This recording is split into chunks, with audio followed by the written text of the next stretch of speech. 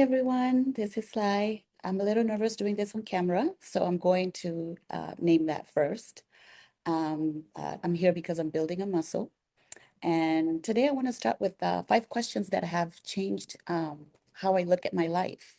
And question number one is, what does it look like to mother your voice as an adult?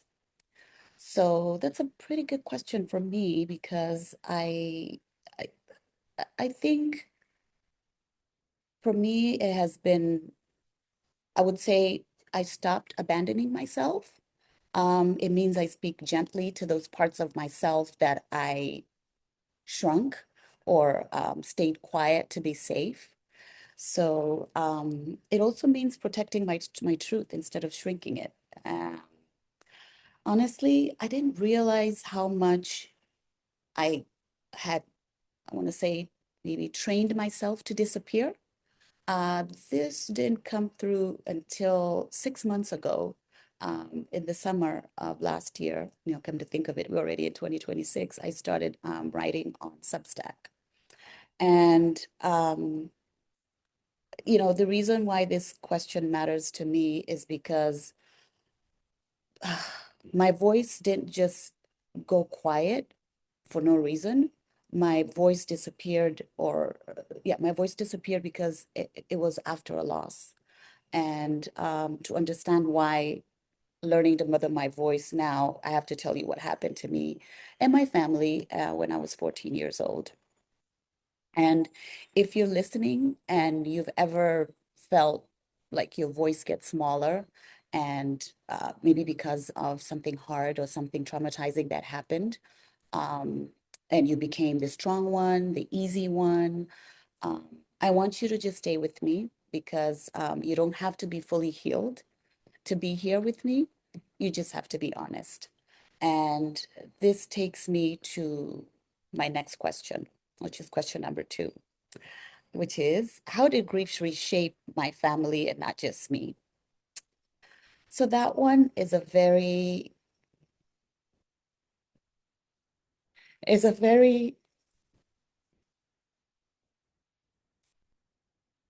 anyway, one of the clearest memories that I have is how grief changed the sound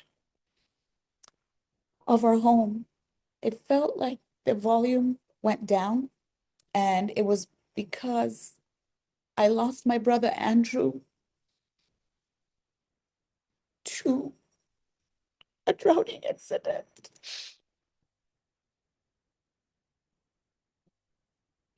I was 14 years old. Brother Andrew died. And it felt like conversations got shorter after my brother passed away. And as I said, the volume got loud, the laughter disappeared. Um,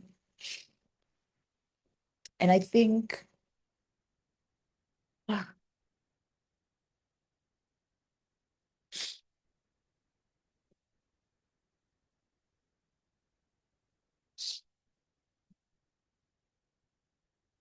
mostly what I noticed was that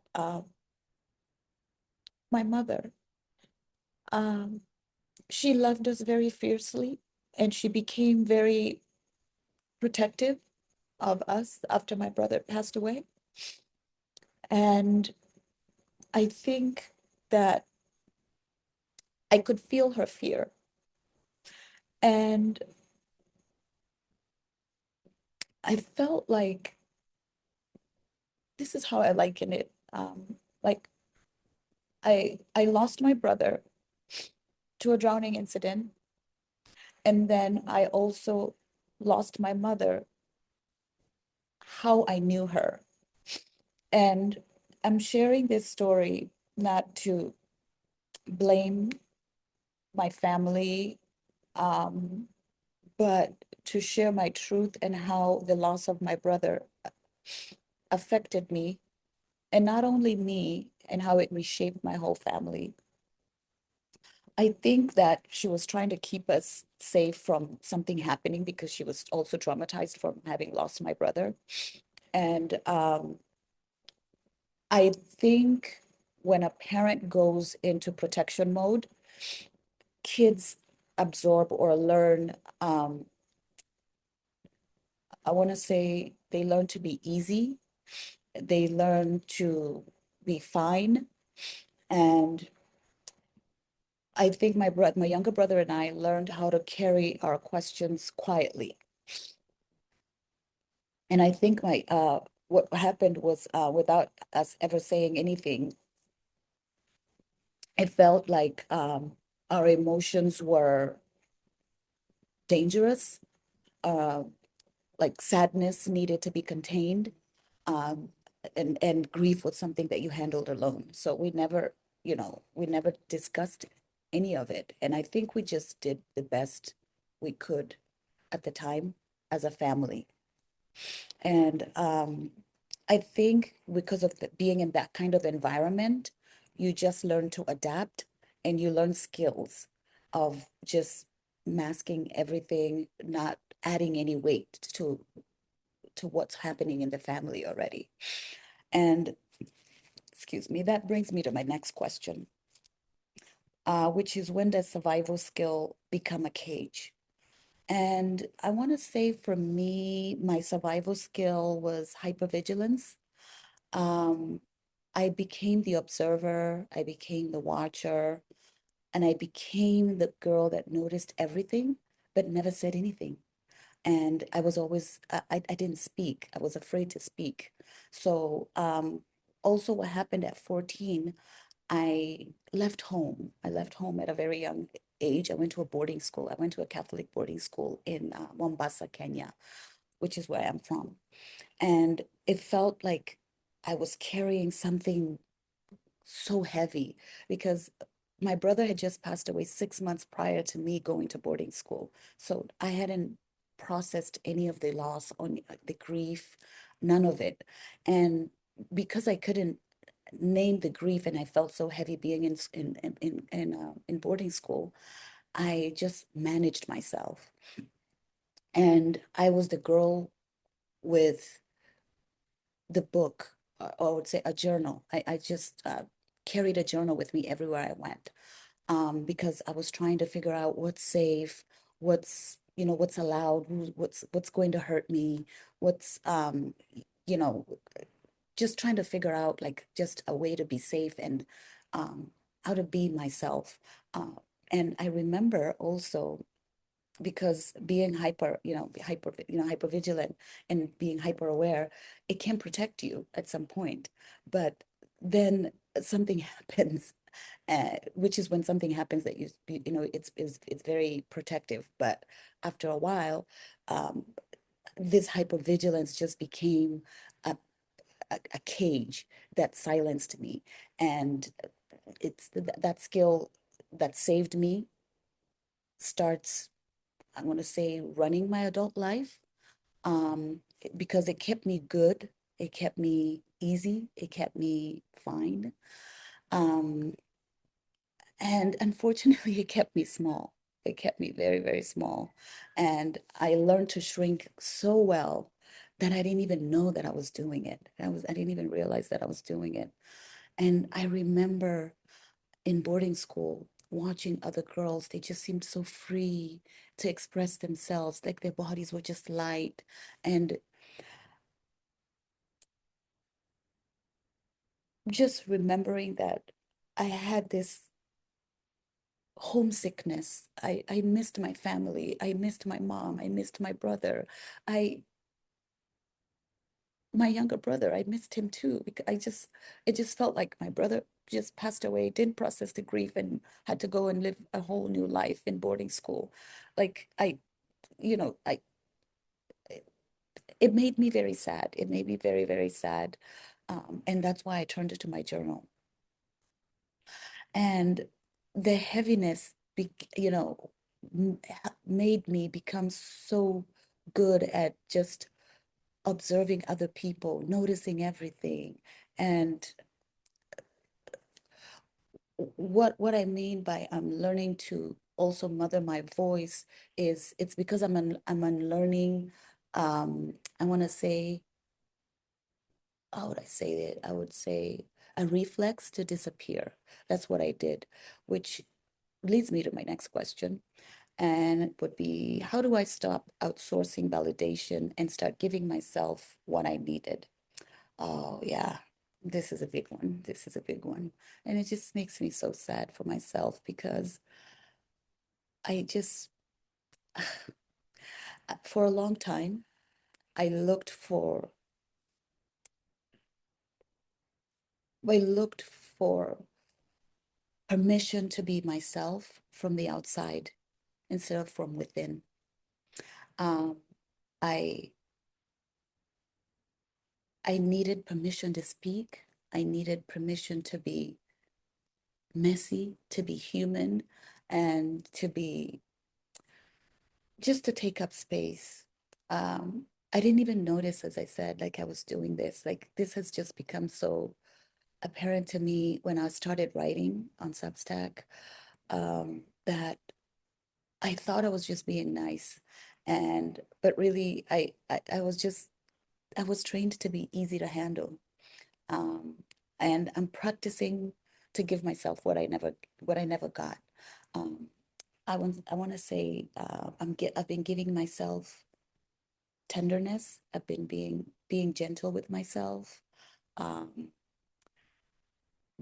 giving myself, how would I say this, reassurance, um, approval, the approval that I was looking from other people. I'm like, I need to give it to myself because learning to love myself and to be confident in my own skin.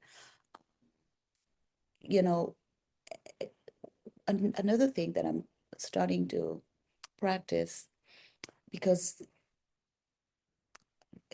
it is I'm allowed to speak even now.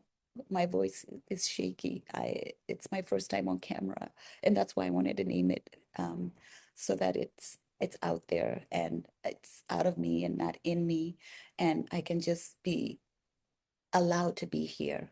Um, I'm allowed to speak, and believe in myself, and I don't have to earn care to be quiet anymore. Um, and I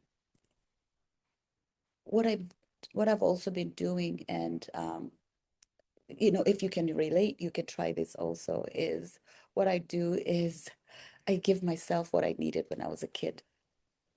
And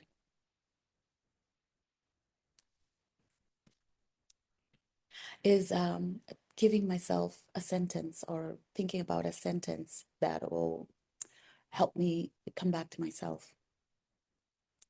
And so here's what it looks like for me in real life, right? I What I found that when I'm about, let's say I'm speaking to somebody and I'm about to say that I'm fine, and or I start to maybe make a joke or make light of something, is because that means I'm not telling the truth. I'm just, somebody asked, how are you doing? And said, oh, I'm fine, or oh, you know how it is, everything's good. But to be honest, I'm not telling the truth.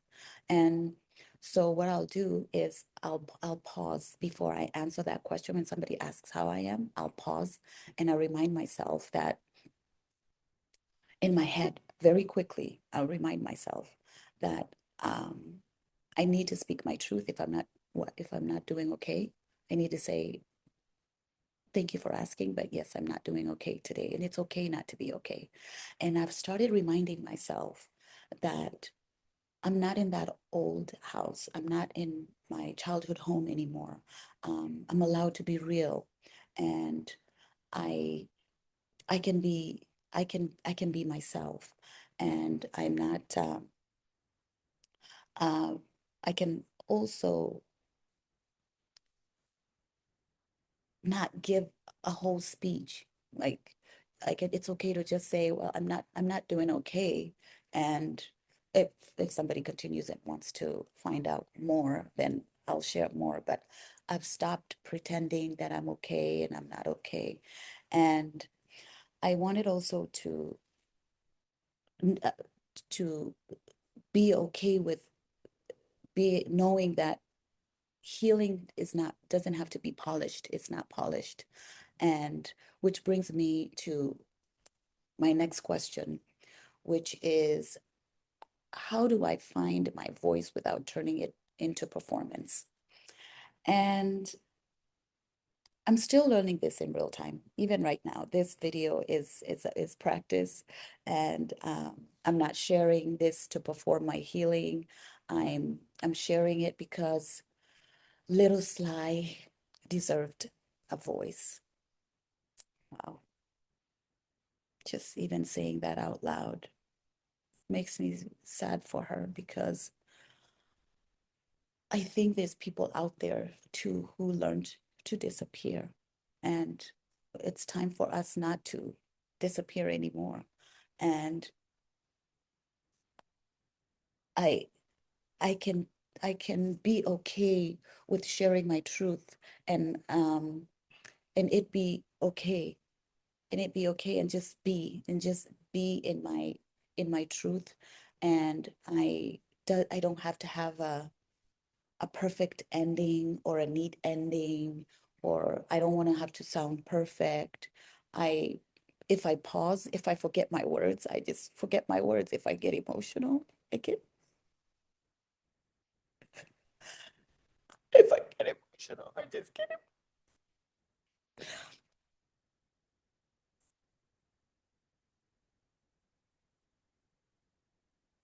I'm just proud of myself for even sharing this video.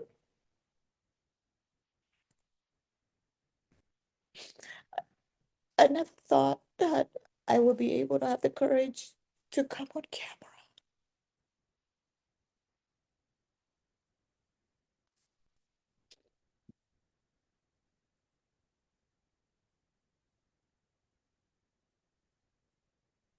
I don't have to shout. My voice just has to be my voice and it'd be okay. And letting my voice exist in public without feeling ashamed. You know, another thing that I used to think that to be strong, you have to be composed. And my my my healing has actually been not loud. It's been very quiet, very private. So this takes a lot of courage for me to come on camera and share this. And I feel like I'm ready to share my truth. And I'm not trying to impress anyone. I'm just trying to be real. And I think being real is really helping me breathe again.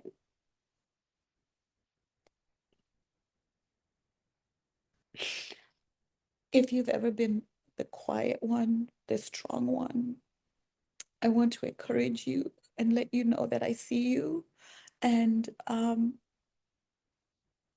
I think I'm going to leave you with perhaps two questions. I wrote those down.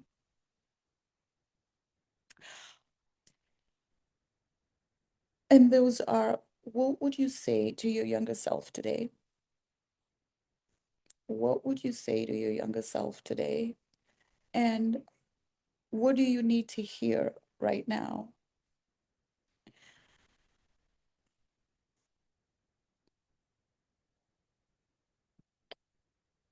If you feel safe enough to share, please drop me a sentence, drop it in the comments. I'm going to read like I always do in my Substack. And I want you to know that I see you. You're not alone. And I'm going to drop my Substack link in the bottom of this video. So you can check out what I've been writing, what I've been up to, and what my healing journey has looked like. And yeah, I think this has been very helpful, more than I thought. I've been in therapy for the last 5.5 years. And I think that has been preparing me for this journey to get here, to have the courage to be on camera, to speak, and just share my story. So thank you for being here. And this was a challenge that I accepted from my amazing friend Glow, and to document my story and share my story, and share this every single day, as she usually tells us that we need to believe in ourselves. And I'm hoping my story encourages somebody else. So thank you so much for being here, and I'll see you next time.